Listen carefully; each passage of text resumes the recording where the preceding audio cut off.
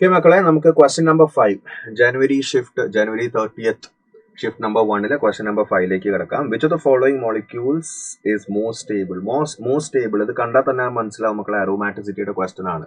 അറോമാറ്റിസിറ്റി എന്ന് പറയുമ്പോൾ ഏതൊക്കെയാണ് condition? 4n+2 pi electron, cyclic planar and it should be conjugated throughout the ring.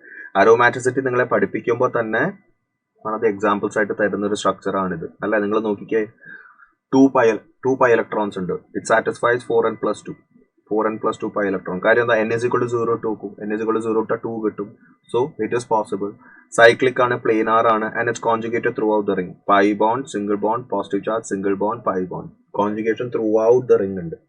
Conjugation throughout the ring എന്ന് വെച്ചാൽ നിങ്ങൾ ഇത്ര ഓർത്താൽ മതി, ആ റിങ്ങിലുള്ള എല്ലാ ആറ്റംസും should be participating in the conjugation. Okay, throughout the ring conjugation വേണം. So basically 1 ആണ് ആൻസർ. ഓക്കെ ആണോ മക്കളെ? ഫൈൻ. മോസ്റ്റ് സ്റ്റേബിൾ അല്ല, അറോമാറ്റിക് ആണ്. ലീസ്റ്റ് സ്റ്റേബിൾ ആണ് ആന്റി അറോമാറ്റിക്.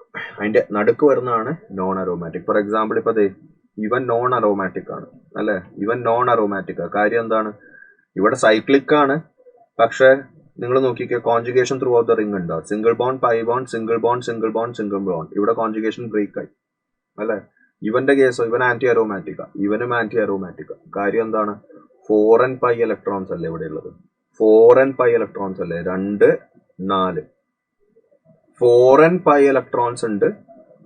ബാക്കി എല്ലാ കണ്ടീഷൻസും സാറ്റിസ്ഫൈഡ് ആണ്. സൈക്ലിക് ആണ്, പ്ലേനാർ ആണ്, കോൺജുഗേറ്റഡ് ആണ്. But 4n pi electrons.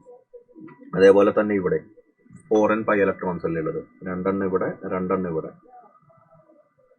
So cyclic planar conjugated 4n pi electrons is anti-aromatic. Cyclic planar conjugated 4n+2 pi electrons is aromatic. So basically 1 ആണ് ട്ടോ വരിക. Got it?